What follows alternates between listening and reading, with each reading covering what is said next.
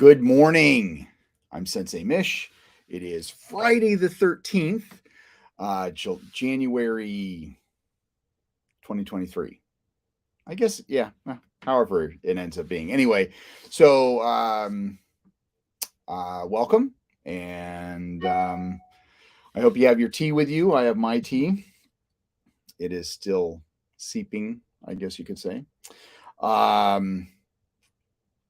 Let's see. I have a question for you, for those who are watching. Good morning. So here's a good question for you, Rob. What do you consider anime? So this was a question we were talking. I had a student asked me this question last night. You know, what do I do I watch anime? And I was like, well, what do you consider anime? So, and he said, was it Naruto? Naruto, however you pronounce it. I don't know. My kids were into it. I never really watched that.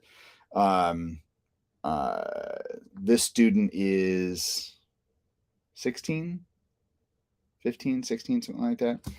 So I talked more. I said that I don't really watch anime, but I don't watch cartoons. So like when it comes, let's use what is it called? Clone Wars. So is Clone Wars and like it's animated, but does it fall into like anime? Like when we think of like a movie like or a show like Akira, and Akira, like I'm totally dating myself. Like I saw that in the theater. So like um but but I don't know. Because I was like, I asked him what he considered anime. Like for me, like the original, so like Samurai Jack, I wouldn't consider a cartoon. And neither would I consider the Star Wars equivalent of that. The first thing of Clone Wars, which was put out by the people who did Samurai Jack, which I think is just amazing. Um, that's actually one of the first times we actually meet Ventress. So, so yeah. So I don't know. It's funny because when I mentioned Star Wars, he's like, I didn't like Star Wars, and I just kind of look at him with a straight face, and I'm like, I won't hold that against you. But I did like I was like, okay, so where did you start in the Star Wars? Like, uh, did you start in like with the prequels or the sequels? Like where did you start in this? So so yeah, I thought it was pretty funny. But I did tell him about my experience with the Matrix. Um, uh, I told him that the first time I saw the Matrix in the theater, I fell asleep. The second time, I actually watched the whole thing, and I just thought it was a dumb movie. And then it it took me actually sitting down and watching it on my own, um, to uh, to actually really appreciate the movie and fall in love with it. So, um, I've noticed I respond to messages. I just don't. I haven't been posting them. So yes, Akira was amazing. Um, uh, and yeah, Samurai Jack and the Clone Wars shorts. Those were also incredible. I actually have those on DVD, and I think, can you access that on Disney Plus? I can't remember. I know that they're accessible somewhere. I just don't know where. So,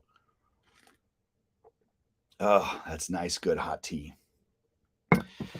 Um, but but I told him, I was like, at some point, give Star Wars a chance, and stay away from the sequels. Just stick with 1 through 6, and maybe even and maybe even maybe start what, like, I had my daughter-in-law watch Star Wars in the machete format. So we did 4, 5, 2, 3, 6, and then we went and saw 7 in the theaters. And like, it was amazing. Like, for somebody who had never seen Star Wars at all, that was almost a perfect way to, um, uh, because, like, you have the reveal of Darth Vader being Luke's father, and she's like, "Oh my gosh, that's so cool." And then you go back and you learn about the father, and then in episode 3, she's like, "You mean they're twins?" It was more of a surprise because, like, okay, so we learned that Luke and Leia are brother and sister in Star Wars 6, or in episode 6, but we don't, like, the surprise wasn't there. Like, it was pretty funny. Sequels don't exist. It was a bad dream that Luke had one night after having blue milk that was a few days past expiration. Yes, I totally agree.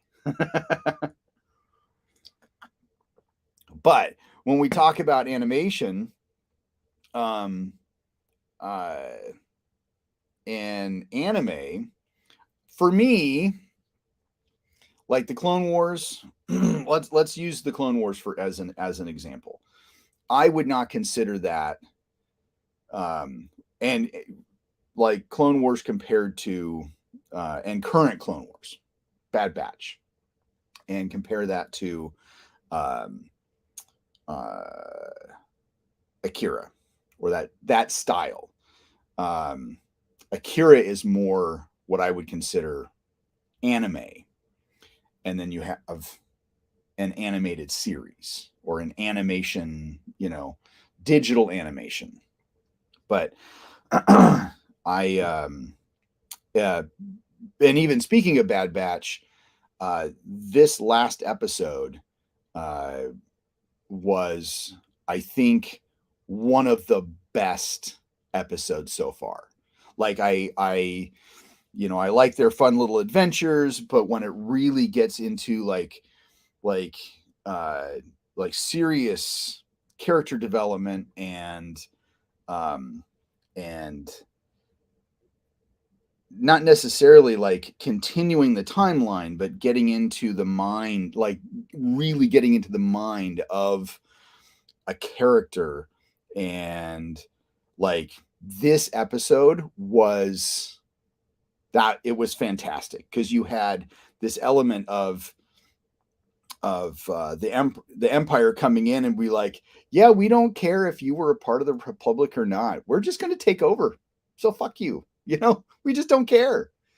And um and then and I'm trying not to give a lot away, but and then having the way the characters came in, and invite, it was just a great episode. So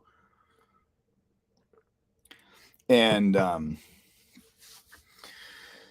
so so anyway, so if you okay, let's just say this: if you have not seen the latest Bad Batch episode 3, just fast forward. There's going to be spoilers. Um, let's see. Oh, hold on. Star Wars animation storytelling continues to provide depth all over the. Yeah, absolutely. Now, Rob, have you seen the new episode of Bad Batch? I mean, it only aired yesterday, so you've what had 24 hours to watch it. Um, the way that they like the way I love the way that they played Commander Cody. Yeah, of course, duh. Um, So Cody and and his name is escaping me right now.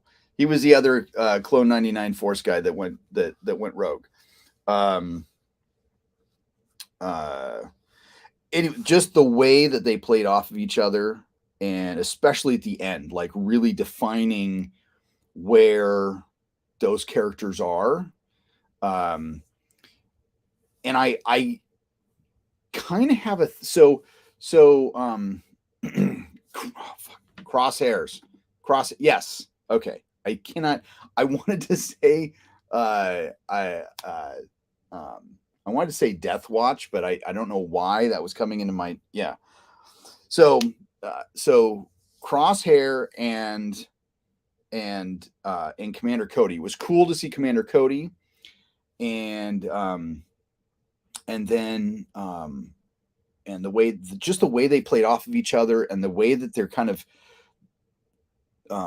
building, like helping build the like where the universe is, and kind of giving a really good establishment of the characters, like their own characters. Like Crosshair, even though like he said that what was it, last season, that his inhibitor chip was it wasn't defective, or like he had already had it removed or whatever, like him being that clone that doesn't question orders, that if you go against the Empire, you are a traitor, Jedi or otherwise. And then Commander Cody saying, oh, well, we're the difference between us and the robots and the is that we have the ability to make choices. But what's with the inhibitor chip? So I was thinking, like, there was a comment, there was something that was said about, like, there was, what was it? It had that there's more clones just leaving, or something like that.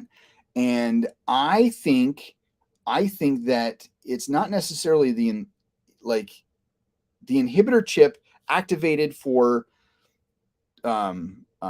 Order 66, but I think that maybe the chip is failing, or somewhere, like maybe it had that one use, and that since time has gone on, because they're not actively, they were actively killing Jedi, that now it's just like, okay, that now it's like, it's almost like it's worn off, like it had its big moment, but because the clones have been living with them as it being active, like their personalities are coming over and making their own choices over the chip. I know that was long and colluded type of explanation, but I think that's why you've had clones go AWOL, especially Cody at the end of the episode. So they're off making their own decisions. Now that would be, I don't know if there was an episode last season of Bad Batch where they all ended up having their inhibitor chips removed when they met up with Rex, and where I can't think of the big guy's name, Wrecker, his is going haywire, and he's like, oh, good soldiers follow orders, and he's trying to kill everybody. But I think it's that initial, the chip, once the chip clicks on, then you have that, and then it kind of fades from there. So as time goes on, they can override that programming. I don't know. This is just a theory I'm throwing out there. In your opinion, do you think the episode sets up the slow burn Crosshair redemption? I don't know. That's a really good question. Um, but I think Crosshair has made like there's always you can always redeem yourself.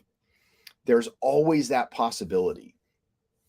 Um, and but I really think that like something really has got to happen that's going to change Crosshair's mind and figure that he's on the wrong side. Um, uh, and it might be like you said, it might be a slow burn. But I really think that I think he's made his decision. I really think so. I think and I think that this episode is really what solidified it. But then again, it could have been like they could have solidified it. But then because at the very end, he's still sitting in, he's still in his little room. I mean, what was the episode called? It was like Solitary Soldier or let me go to IMDb. Um,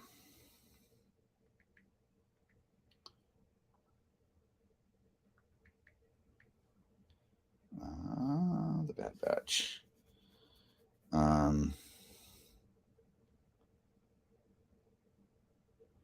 Oh, the Solitary Clone.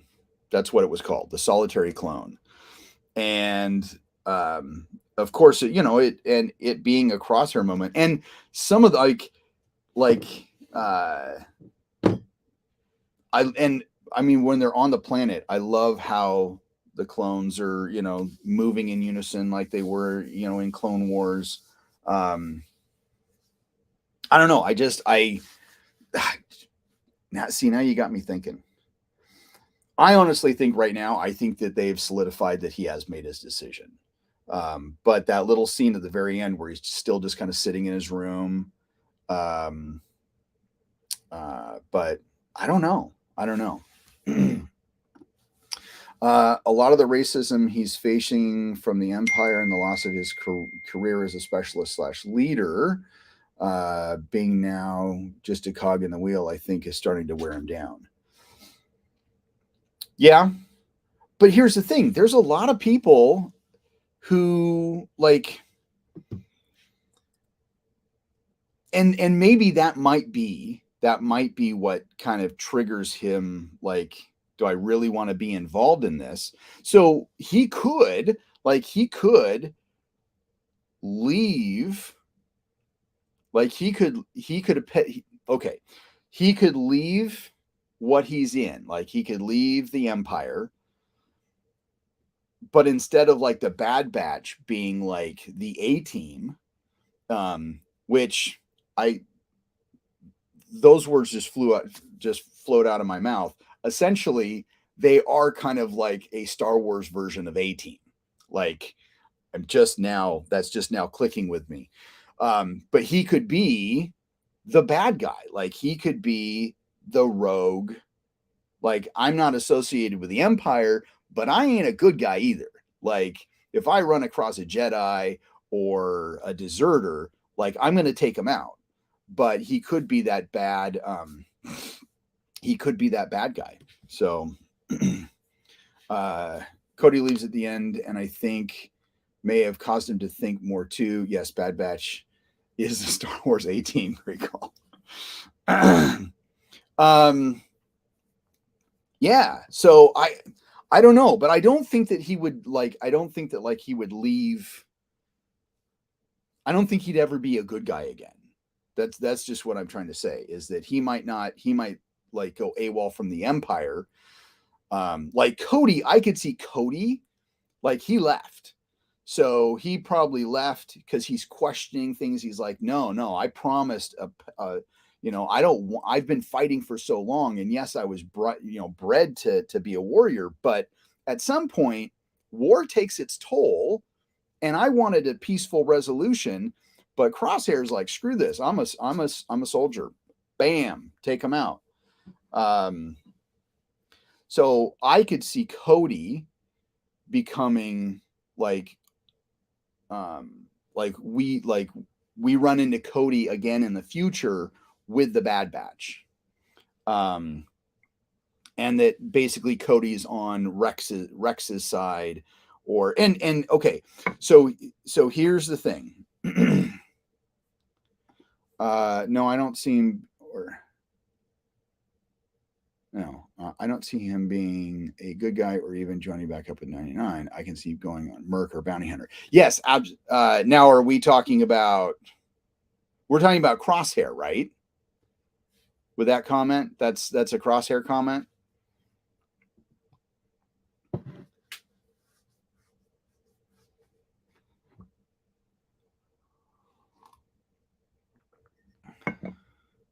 Yes. Okay. So, yeah. So we're on the same page. I agree. I agree with that. Now, let's fast forward time wise, because we know Rex survives. And like Rex survives through Jedi. Like, they actually have the old man action figure. And I don't know if they've actually named that guy Rex, but the old guy on Endor, they're saying that's Rex. And I know that was fan theory that was somewhat confirmed, or them going, yes, you're fans, you're right, that is Rex. But when we meet Rex in Rebels, he is he's with 3 other clones. Okay. But neither of those are Cody. So,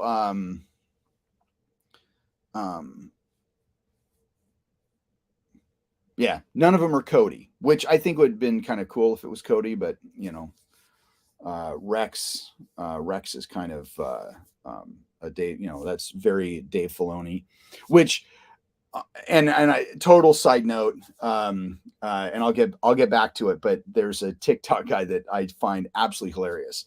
But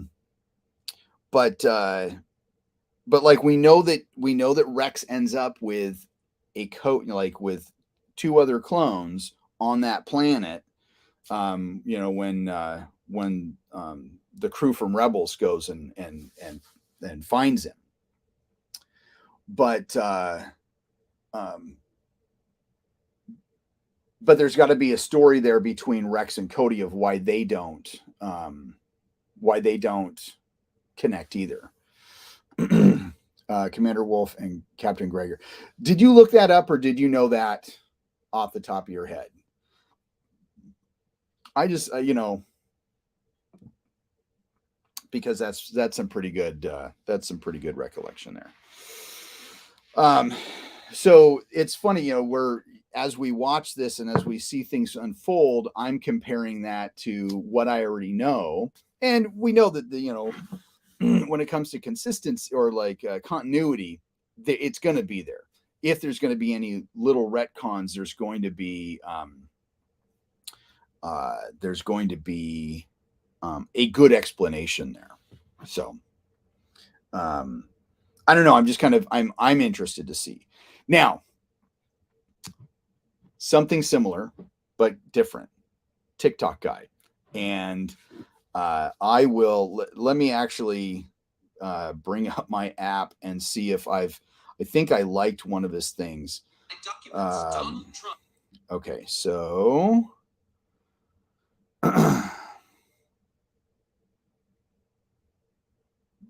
no, I didn't, unfortunately. Oh, shoot. Dude, okay, so there's this guy, and he is a, let me see if I can search for him. Can I search? Oh.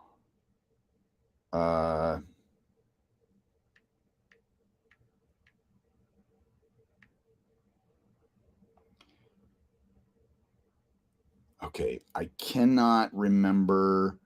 It's like it's a combination of like Yoda Jedi or Jedi. Anyway, so the video that pops up, he's done these little skits, like he's Dave Filoni, and he's talking to his assistant, and it's like, it's like, okay, they're talking about the new season of Bad Batch, and he's like, okay, so we have to add, like, you know how Ahsoka ends up coming into almost every show. Like we had Ahsoka in, and I know that, in Mandalorian and in Boba Fett, it's kind of really setting up that small part of the universe and really kind of pushing forward that Ahsoka is going to have her own show. But she always comes back, and that's like Dave Filoni. Ahsoka is Dave Filoni's baby in a way.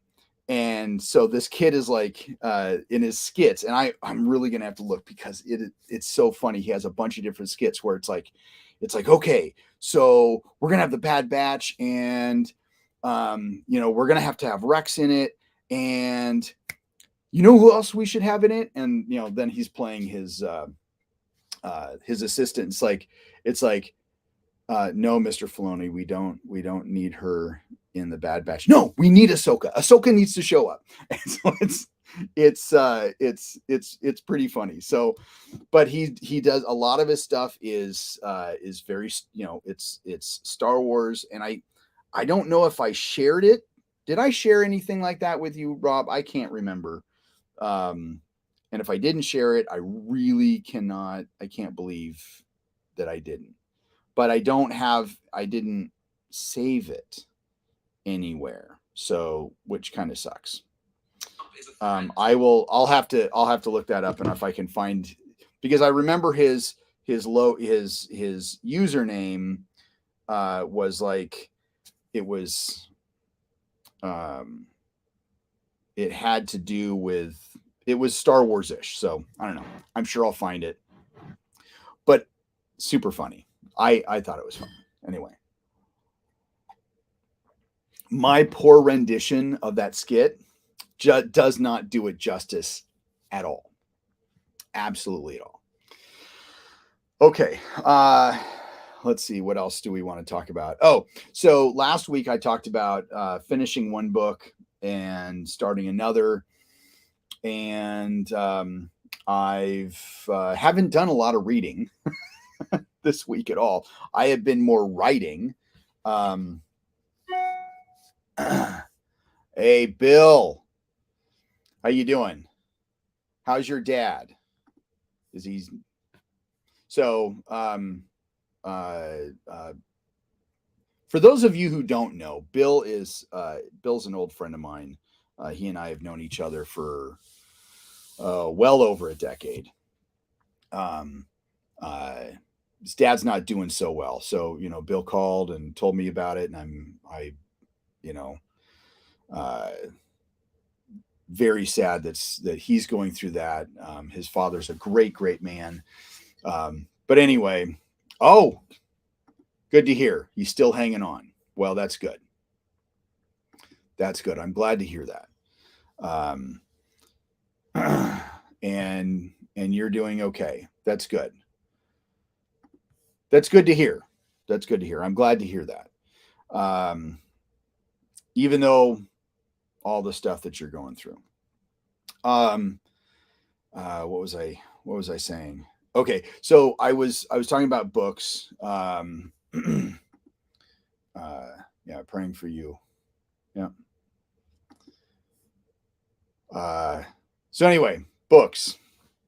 So I was going to start reading The Art of War, what is it? Art of War for Entrepreneurs. And of course, I didn't start reading that. There's a book called The Greatest Salesman in the World, and it is, God, what is it? Yeah, of course, I don't have the book in front of me, but it was a pivotal book for Matthew McConaughey, and this will give you a little bit of insight on how on where, like, some of the stuff that I read that I get inspired from. So and it kind of started with Star Trek 2. So Star Trek 2 It is Captain Kirk's birthday, and Spock gives him a book. And of course, it's not titled, but we know what the book is because of the line that he reads from it, which is it was the best of times, it was the worst of times. And of course, Kirk looks at Spock and he goes, "Message, Spock? None that I'm conscious for, except happy birthday." Yeah, so I could do that whole scene. Anyway, so that's Tale of Two Cities. So what did I do? Well, I read Tale of Two Cities. Now I didn't read Tale of Two Cities because I was 10 when the movie came out. But I read Tale of Two Cities because of Star Trek, because of that. Matador novels. One of the books that one of the characters was inspired by was Machiavelli's Prince, The Prince by Machiavelli. And so I read that because I want to get into these characters' heads. So there was a book that Matthew McConaughey was inspired by, book I'd never heard of, and called The Greatest Salesman in the World. And so it's I don't like it the way that he talked about it. It was kind of like almost like a little self-help book in a story. I don't know. So what did I do? I bought it. Now, have I had a chance to read it? I got through the first chapter yesterday. So I'll let you guys know how that goes. If I really sat down and focused, I could probably read it in a day. It's a very simple, it's a very easy read. So I'll let you know how that goes. But there's two parts. There's book 1 and book 2, both the same size. So not very expensive. I bought them, but that's kind of where I draw some of my, I'll read a book, they'll mention another book, and it's just like, talking to a friend and be like, "Oh, I read this great book. Oh, that's cool. That's it. You enjoyed it. I might enjoy it." So then you buy the book and you read the book. I can't even remember who it's by, but Rory Miller had I can't remember when he had mentioned this. It could have been like on one of his, online things, or maybe we were talking. But there's when we talk about PTSD, that it's really not a disorder; it's an injury. Injuries can heal, and so if we look at it from that standpoint, it's not really, and that's not the first time I've heard it put that way. That it was actually referenced somewhere else, that it's not really PTSD, it's PTSI. If you look at it as a disorder, you can't heal from it. But if you look at it as an injury, you can heal from it. And so then you have, so when you look at that, we are not fragile creatures because we heal. We get cut, we heal. We break a bone, we heal. Now, if the cut is deep or the break is bad, yes, more healing needs to happen, or it might be fatal. But there are points where, trauma, physical or mental, with the right first aid, we can heal. So we're not fragile creatures. We can be anti-fragile. If you look at each other as anti-fragile. So Rory had mentioned anti-fragile, and he said he used the term, said he did not come up with it, that somebody else came up with it. And I'll actually tell you that person's name, because it's actually a book that that, of course, what did I do? I read the book. What's it? It is, as I scroll. Nassim Taleb. I could be mispronouncing that. But he has a book called Anti-Fragile, and it's actually pretty good. So there's another book that you guys can read. Emmett. So Rob did post something. I'll share that here in a second. Hey, Emmett. I have not yet. So far, when it comes to shipping you a Kyusho guide, it's still in the $40 range because at least online, it doesn't say anything about media mail or first class mail. So what I'll do is I'm actually going to the post office today. So I'm going to ask a person behind the desk. So please be patient with me. Thank you. So whether I'm reading a book and like if the book actually exists, like I'll go out and I'll get that book. So it's just kind of one of those things. Let's see, what does Rob say? It was the best of times. It was the worst of times. It was the age of wisdom. It was the age of foolishness. Had to memorize that passage from a classic in 5th grade and pick Dickens because of Star Trek. Yeah, no, that's awesome.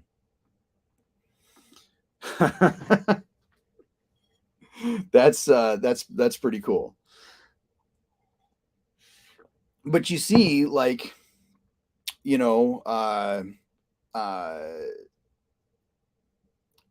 it comes to the things I enjoy, I want to, what influenced that? Like, when you think about, okay, well, like, watching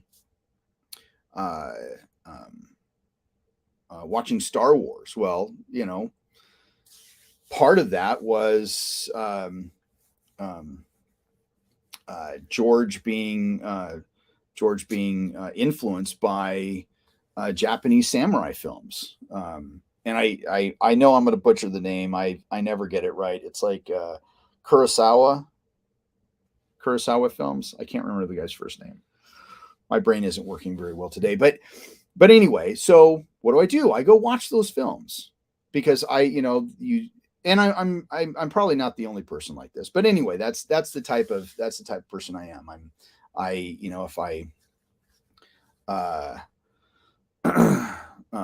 go out and so that's the book I'm reading right now, The Greatest Salesman in the World. I'm only a chapter in, and I think the chapter was only like 4 pages long. So right now is for reading. I suck this week. I have been doing a lot of writing. I had some inspiration. I said that I was going to start writing blogs. So I don't know if I'm going to have them come out every week or every 2 weeks, but I have officially started my blog. You can actually go to Artisan Martial Arts. It's on the tab. First one posted on Monday. So every Monday there will be a new one, or maybe every other Monday. I actually have to start filming some Kyusho Corner episodes because next Thursday is the last episode that I filmed. So if I want to consistently have something come out every week, I need to film some more shit. So, and that's kind of part of the problem is like all this content creation. It takes time. Like, I was good with Kyusho Corner because, I had to make enough episodes for the book, and I had to make, what is it? And I had to make episodes for the episodes. So I had a ton of content there. But if I want to start doing new content, I don't want to start and then like, oh, well, there's not the one this week because I didn't write anything. So I have to kind of get ahead of myself. so I have been writing. I have about 4 articles done. And yes, that's about a month's worth of content if I put one out every Monday. But yeah, so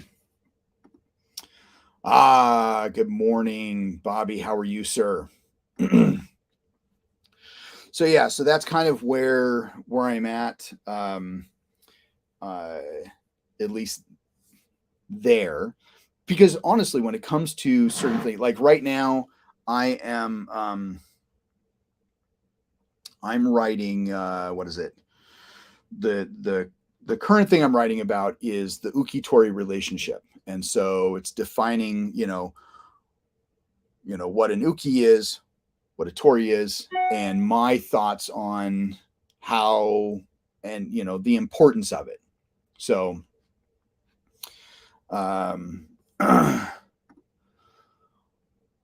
glad, very good, happy to hear that, sir.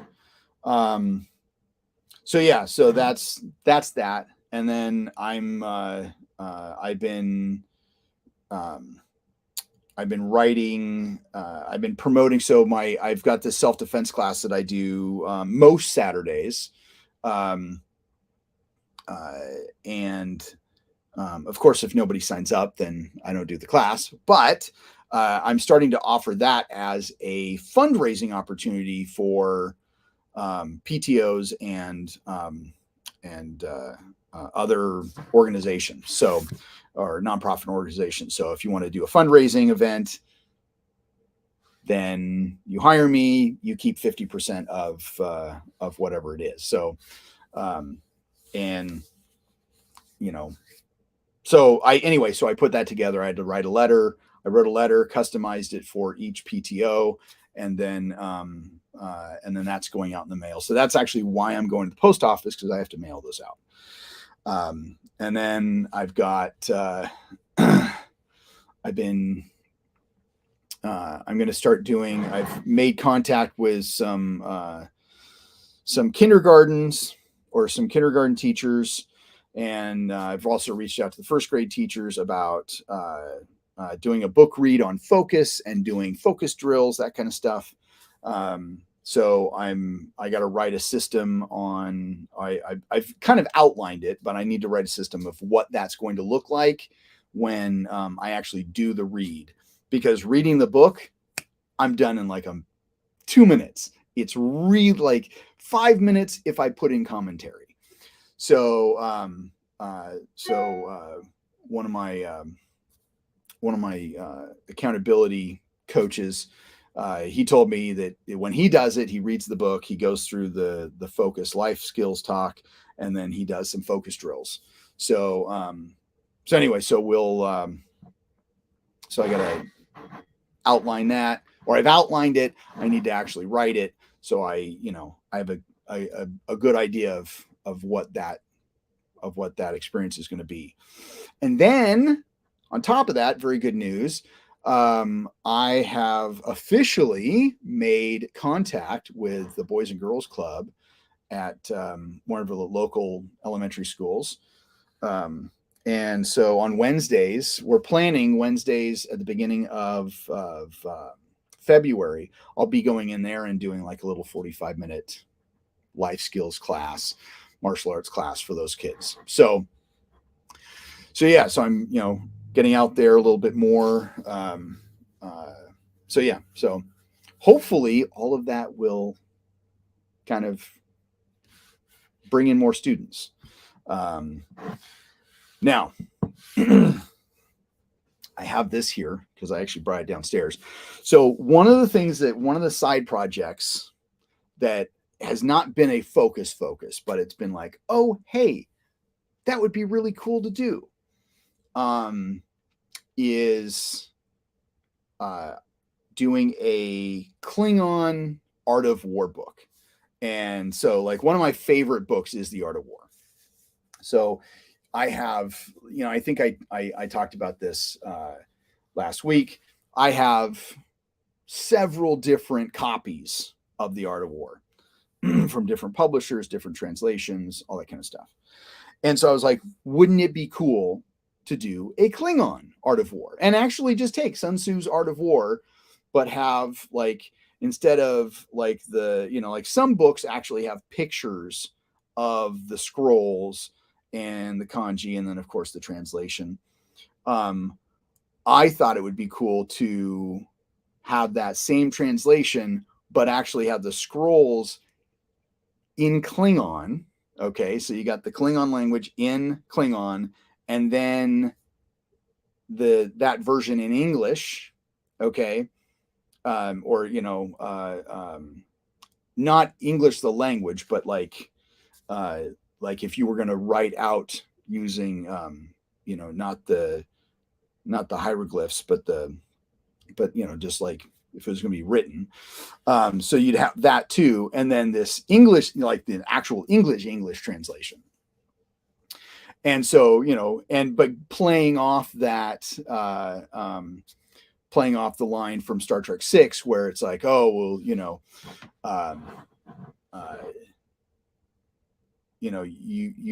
can't, what is it? You can't really appreciate Shakespeare unless, of course, it's in the from the original Klingon. And so I was like, why don't, we'll do the same thing, that the Art of War was actually Klingon. Well, somebody really didn't beat me to it, but there is actually a Klingon Art of War book. But it is not the Klingon. It is not the Art of War. Okay. This came out I got this off of eBay. It arrived the other day, or yesterday, I think. This came out. This is copyright, I think 2014. And it is a legitimate, like it's, CBS Studios Inc., Paramount Pictures Corporation, all that kind of Star Trek. So, anyway, so this is, and it was printed by Gallery Books, which is a division of Simon & Schuster, which is like, they have an official license with Star Trek to do this. So anyway, so, it talks about translation, but it is not translating the actual, Art of War. Like, this guy he came up with his own stuff. So I don't know if I don't know how much I'll actually read this, but he's actually a Star Trek writer. Like, he's written books for Star Trek. And I think that's why he was able to do this. Let's see. Oh, those are the acknowledgments. Where does it say?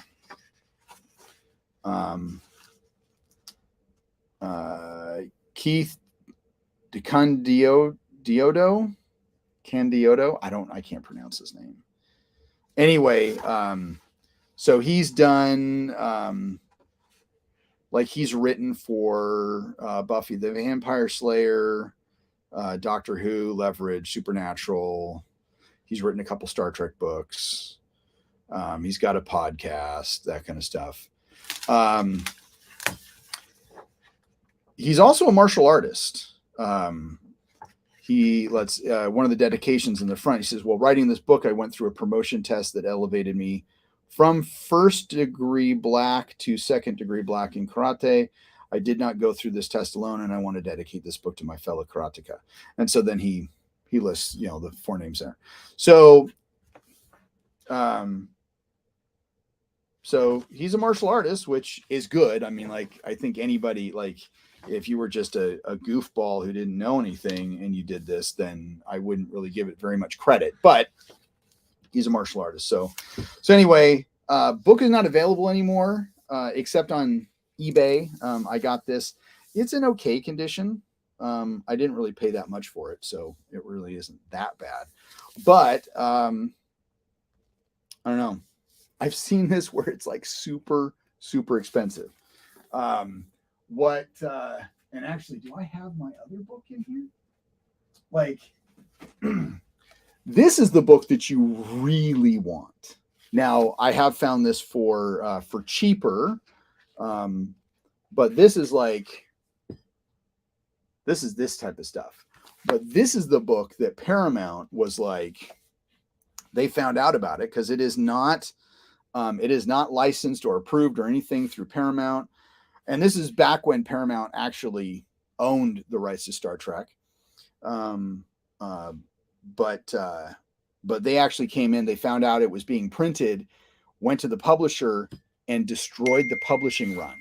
So there's only a few of these out there.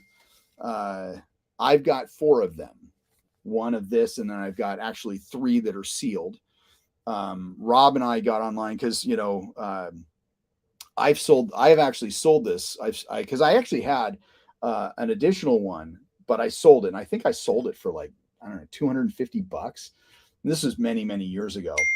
But if somebody had wanted to buy one of these, like one of my good copies, they'd like, I'm gonna sell it for a lot of money. So Rob and I get online just to say, oh, well, what is it selling for? Because you can't really find it on eBay. Now, I got this off of eBay for $107, I think, back in 2000. Let's see, when was this actually printed? Does it even say? 1996 is when this book was printed. But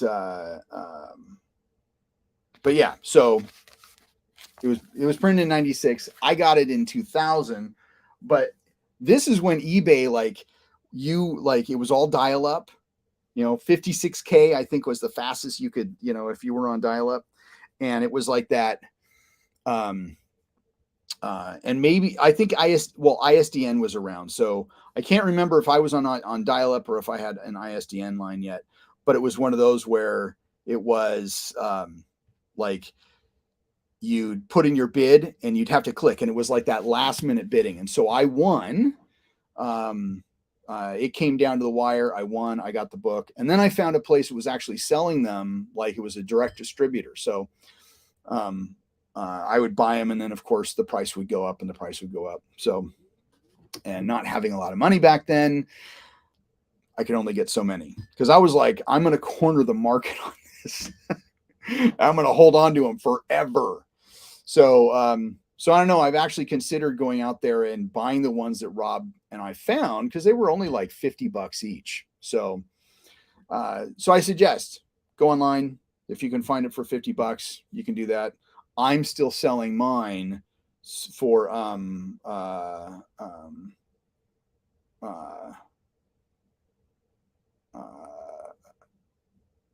still selling mine for what is it? $250 or $200, or I don't know. I might just give one as a gift, but that's just me. So, let's see what else is going on. I've had a pretty full week. It's lots of positives. I have had, I did have another person sign up for, I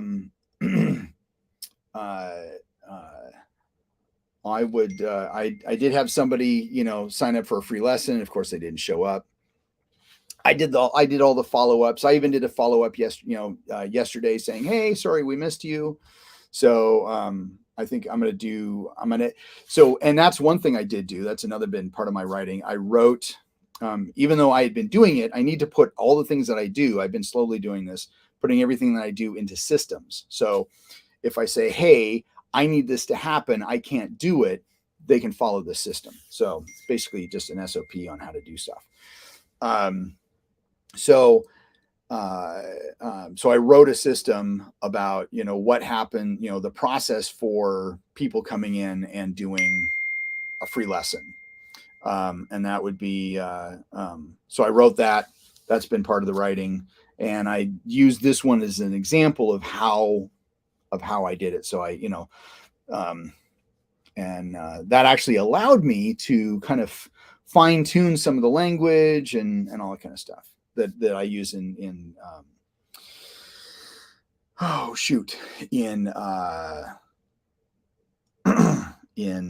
whatchamacallit, in the emails that I send out. So there you go. I would gladly accept one as a gift. I'm sure you would. And I don't know, you might just get one. Not going to promise anything though. Let's see. Seminar wise, yeah, okay. So I was going to do and I'd still like to do it, but the dates are just not matching up for people. To do like a Northwest authors seminar, but unfortunately that's not really happening, or I don't think it will happen. It's just not, time is just not on my side or anybody else's schedule. So if I do schedule it, it's going to have to be scheduled way, way out. I still want to haven't decided if Bram is going to be out here in April or not. That decision should probably be made sooner than later. And then, let's see, what is it? And then there's something else. Oh yeah. Then my birthday seminar. And this is kind of one of the conundrums that one of the problems I'm having is my birthday is right at the beginning of June. Schools get out middle of June.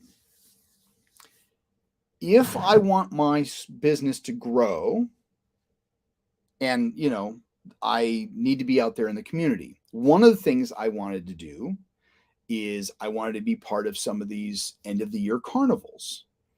So I did not have a chance to do that last year, just because the school that I knew had a carnival at the end of every year. They said that they weren't going to do it, and then all of a sudden they did it, and I wasn't able to be part of it. But it did not interfere with the dates of my friends in the arts experience. So,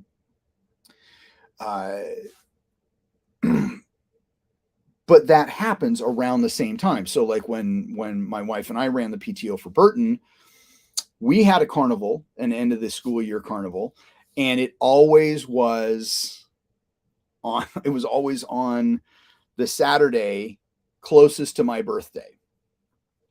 And I don't know why we chose that day. We just did. It was, for some reason, that just kind of happened that way. My fear is that me wanting to be